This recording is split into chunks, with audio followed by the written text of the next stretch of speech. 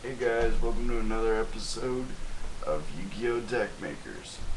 I'm going to talk about, in this episode, last episode, I decided to talk about how worse decks were about this. In this episode, I'm going to talk about how to make an effective deck. The one main thing that you don't want to do in a deck is base your deck off of one card.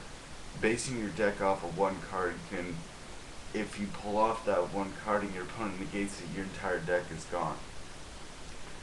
What I'm going to talk about, I'm going to show you a couple of examples and a couple of decks that I've made and stuff like that that will counteract each other, and pretty much it's not based off of one card. Alright? These are pretty much ideas that will help each other. This, since this is to the graveyard, or this to the graveyard, and when that's sent to the graveyard, that special summons this by removing this, therefore supplying this a target, allowing this to boost them up. Cold Wave supports Mobius, so he won't run into something that will destroy him or block his effect. This this counteracts this pretty much.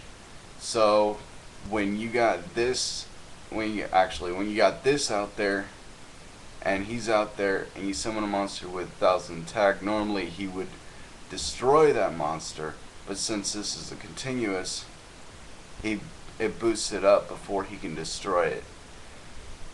Now this can pretty much, you set this and you set this, and your opponent summons a monster that's going to destroy this.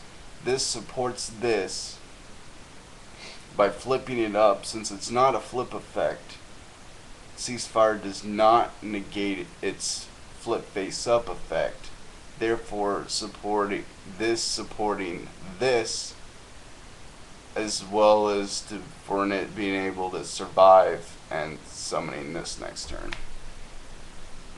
This pretty much,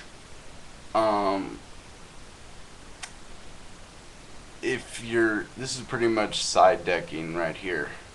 If you're facing Black Wings or something that would dark deck or whatever, it doesn't matter. You use their monster as a tribute for your 2,000 or more attack dark. So you're using their monsters. Pretty much the whole main thing is you don't want to base your deck off of one thing. You base your deck off of getting Secret Village of the Spellcasters out, or if you base your deck off of just attack monsters, you know, you can hit some really bad cards that would hit your deck really hard. And there's many things that can pretty much stop them.